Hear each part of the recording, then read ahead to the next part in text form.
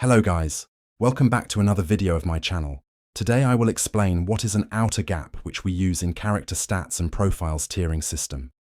So let's start. So what are outer gaps? Well, it's just the gap between what we define as outerversal and the lower tiers in character stats and profiles tiering system. Now what is outerversal and what are the lower tiers? Outerversal means transcending dimensionality as a whole, and the lower tiers are all dimensionally bound tiers like hyperversal. To explain this transcendence, if we think about dimensionality, a human is three-dimensional. He can ascend and become four-dimensional, five-dimensional, and even infinite-dimensional. But that's not the end. He can further keep on ascending to countable infinities like alephs, then to uncountable infinities like inaccessible cardinals, then further to Marlow cardinals, and then even further, reaching the absolute limits of set theory, and then ascending to the absolute limits of mathematics, and still ascending. But still, this human, no matter how much he ascends, could never reach something that is outerversal, because something that is outer is completely unreachable by any possible extension of dimensionality, or they are beyond all possible dimensional hierarchies. So this should give a brief idea of what an outer gap is and how high the transcendence is.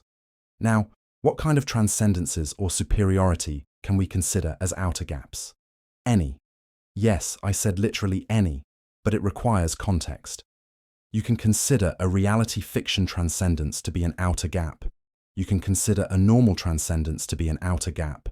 You can consider a metaphysical gap to be an outer gap. And you can consider a conceptual gap to be an outer gap. Any gap can be an outer gap, but with context. That may sound easy, but it is not. First, what is this with context thing I keep on saying? I'll explain it with an example. Let's take two structures, structure A and structure B. If B views A as a dream, it can or cannot be an outer gap. For it to be an outer gap, A must be bound by dimensionality, and B must be beyond dimensionality.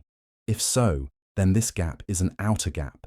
But if there is no context shown, and both structures A and B are simply shown to have a dream transcendence, then it is not an outer gap. The same can be said with a different example. This time, let's take X and Y. If Y is a realm that transcends X, where X is a dimensioned realm and Y is a beyond-dimensional realm, then this is an outer gap. But if X and Y are just shown to have transcendence with no context on each other, then it is not an outer gap. For structures to have an outer gap, you don't need one structure to be bound by dimensionality necessarily. Let's take X and Y again. This time, X is beyond dimensionality and Y is beyond X. If Y is shown to have the same transcendence that X has over a dimensional realm, then the gap between X and Y can be considered an outer gap as well. That's it. I hope it explains what an outer gap is and was helpful to you. If you found it to be even slightly knowledgeable, please share it and comment with your thoughts.